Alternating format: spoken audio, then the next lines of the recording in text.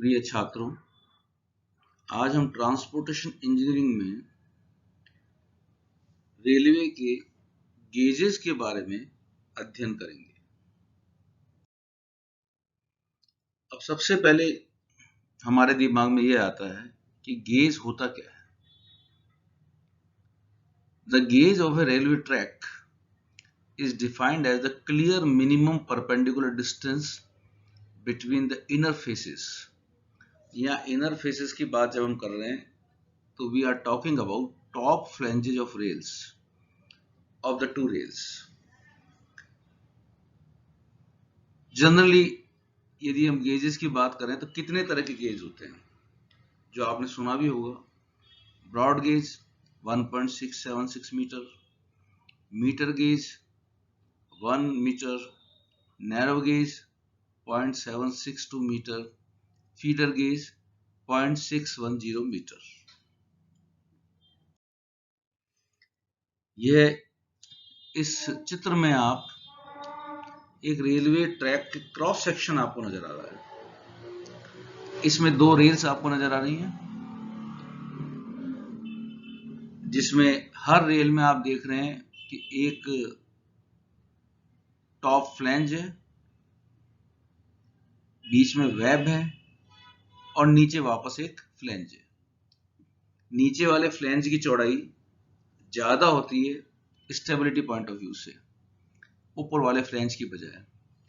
तो यदि हम गेज की बात करते हैं तो जैसा चित्र में आपको नजर आ रहा है, ऊपर के फ्लैंजेस के अंदर की तरफ से यदि हम नापते हैं परपेंडिकुलरली, उसको गेज कहा जाता है।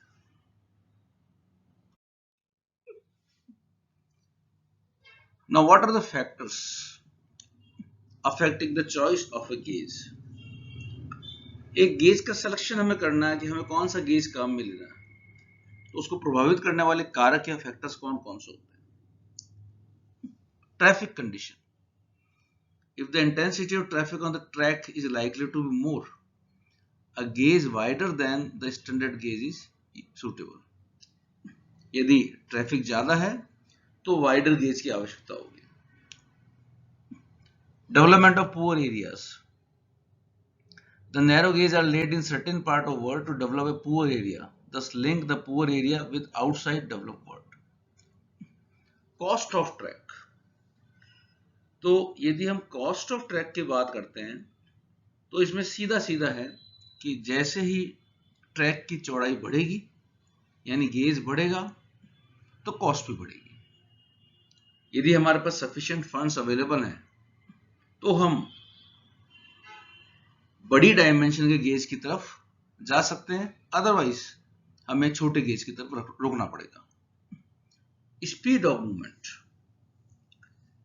The speed of train is a function of diameter of wheel which in turn is limited by the gauge। Wheel की डायमेंशन पर स्पीड निर्भर करती है, जितनी ज्यादा डायमेंशन होगी स्पीड उतनी ज्यादा होगी, तो उतना ही बड़ा गेज हमें काम में लेना पड़ेगा। The wheel diameter is usually about 0.75 times the gauge width. यहाँ ये याद रखने की जरूरत है कि जो व्हील होता है उसकी डायमीटर होती है वो गेज विड्थ की लगभग 0.75 टाइम्स होती है। So the speed of train is almost proportional to the gauge, ये हम कह सकते हैं। If higher speeds are to be attained, broad gauge track is preferred। उसके बाद आता है nature of country. Nature of country का मतलब जिस इलाके की हम बात कर रहे हैं वो किस तरह का है, प्लेन है या माउंटेन है। In mountain like country it is advisable to have narrow gauge क्योंकि वहां फ्लेक्सिबिलिटी ज्यादा हो सकती है, और स्मॉल रेडियस कर्व्स होते हैं, कर्व्स शार्प यूज कर सकते हैं। तो इसी कारण हम ये कह सकते हैं कि that is main reason why in important railways covering 1000 kilometres laid with gauge as narrow as 610 mm। Advantage and disadvantage of different track gauges. Narrow gauge railway usually cost less to build because they are usually lighter in construction, using small locomotives as well as small bridges, small tunnels. यदि हम narrow gauge की बात करते हैं तो निश्चित रूप से कम खर्चीला है, क्योंकि छोटे ब्रिज चाहिए, छोटी टनल्स चाहिए और कर्व्स टाइटर, बहुत बड़े कर्व्स नहीं, छोटे कर्व्स में हमारा काम चल जाता है। तो माउंटेन वाले पार्ट में नैरो गेज को प्रेफर किया जाता है। यदि ब्रॉड गेज की बात करते हैं हम, दे आर नेचुरली एक्सपेंसिव, और बट यदि उसकी खासियत है कि हैवी और फास्ट ट्रैफिक को ये आसानी से एडजस्ट कर सकते हैं।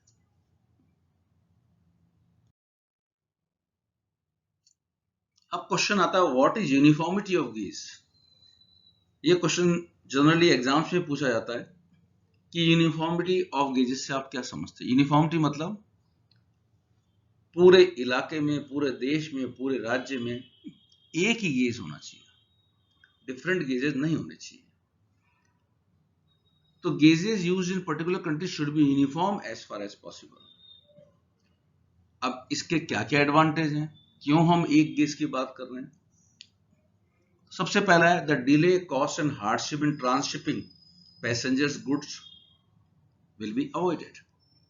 यदि हमें ट्रेन चेंज करनी है, मजबूरी में करनी पड़ेगी, यदि अलग अलग गेजेस हैं तो उसमें सामान को, पैसेंजर्स को इधर से उधर ले जाने में जो प्रॉब्लम्स है वो हट जाएगी।